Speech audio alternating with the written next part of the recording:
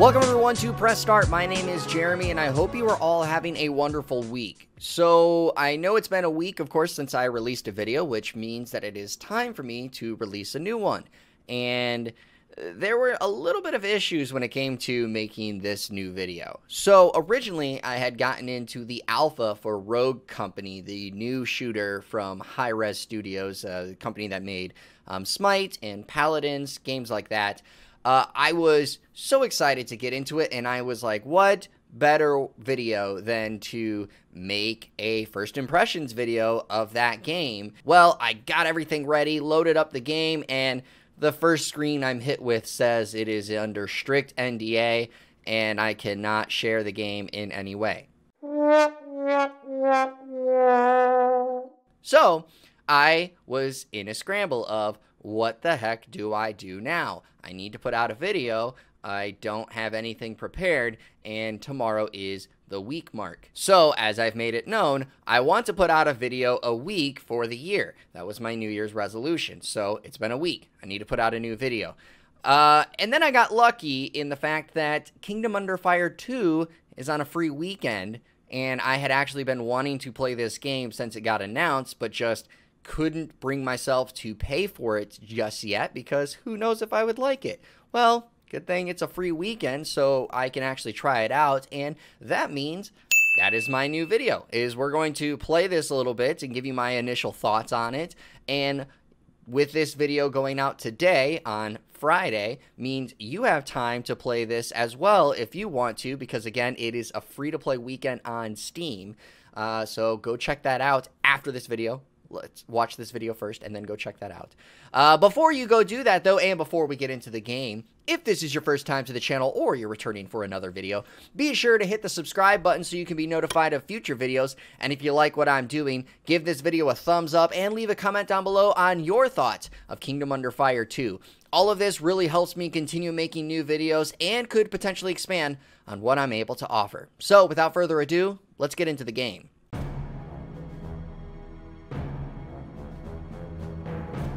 So Kingdom Under Fire 2 has went through development hell, and that's putting it kindly. It was originally announced in 2008 and set to be released in 2009. Well, after a number of issues and even seeing the game get shut down in some countries where it actually got a release, it's finally released here in the West back in November. Now the game is a mix of real-time strategy, action, and MMORPG. You create a custom character out of 5 hero classes and go battle it out in the world of Burzia. Graphics-wise, they are fairly good given that the game has been in development since 2008. It's nothing jaw-dropping and you can tell its age in the animations, but I still think the game is fairly good looking.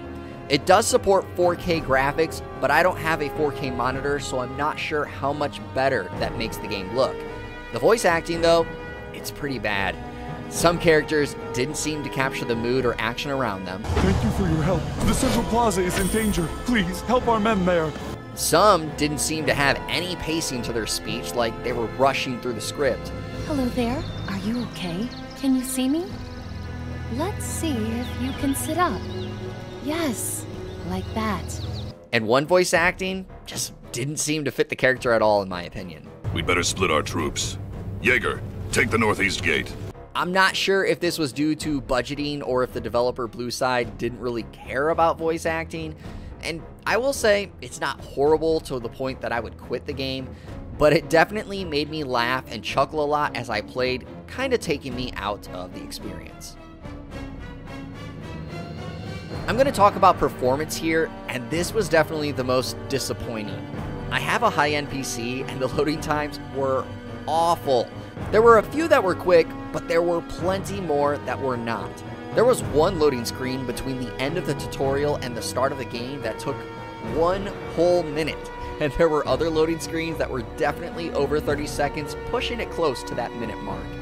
Outside of that, the cutscenes had stuttering issues that were very noticeable, and it just felt overall sluggish.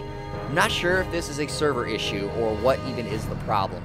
But I mean, this game should be smooth with how long it took to come out.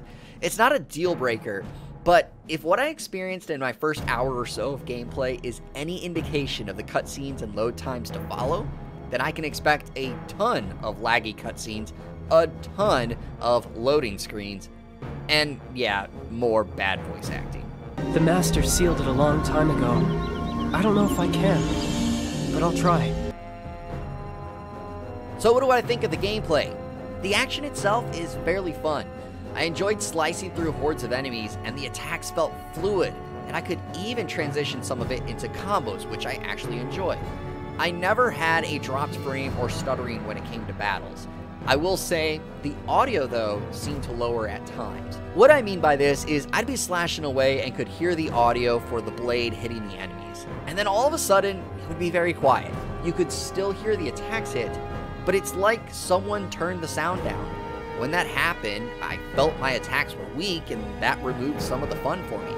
Again, not sure if this is a server issue, but as I mentioned in my previous video on Sakura Wars, you want to feel all-powerful in action RPGs, and the sound plays a big part in that. RTS battles seem fairly minor, at least in the beginning. The final mission I did was to find a tower and claim the airship that was stationed there.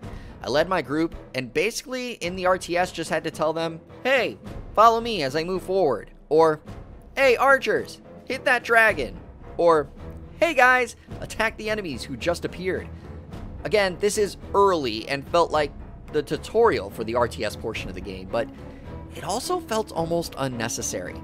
On the positive side, it's very easy to transition between the action and RTS portions of the game, which I enjoyed.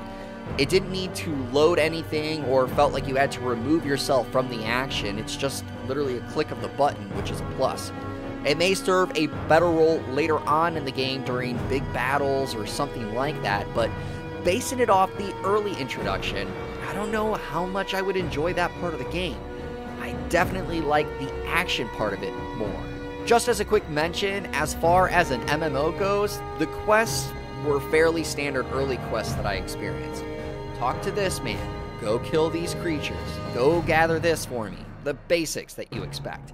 I feel there could be a better explanation on inventory management and checking your equipment just for new players in general, but if you've played an MMO before, you won't have any surprises and you'll probably feel close to home.